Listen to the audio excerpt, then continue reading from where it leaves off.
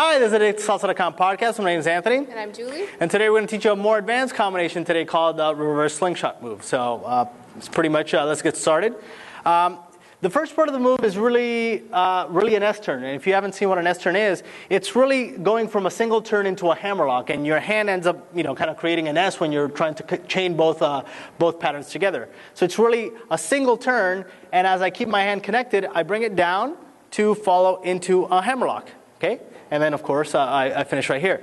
Now, a more advanced S-turn is that you actually don't have to keep the hand connected. I can just, from halfway, I can just flick my hand, and letting the lady use her momentum, she'll end up in the hammerlock anyways, right? So if I come here and I do this, I can just flick my hand, let it go, and using the momentum when the lady's doing it, she'll end up in that position.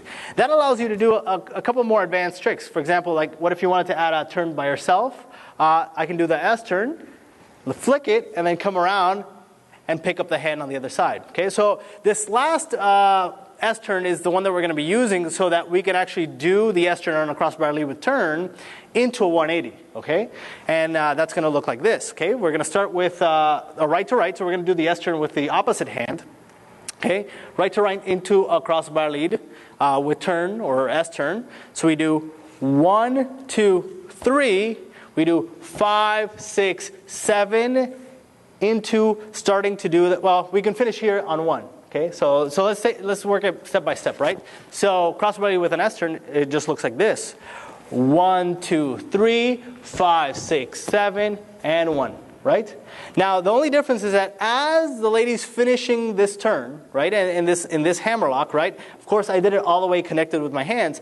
I basically want to do the ladder move where, as she's finishing this turn with this hammerlock, I let this hand go halfway, kind of by her shoulder length, so I can pick up the shoulder and then end up doing this crossbar lead 180. Okay, so that's really all there is to it. It's just really about being quick with your hands, proper leading so you don't actually have to lead all the way, and using specific points in the pattern to actually replace your hand to be prepared for the next pattern. For example, here the 180. Okay, so from here we're going to take a right to right and come here and do 1, 2, 3, 5, 6, 7, 1, 2, 3.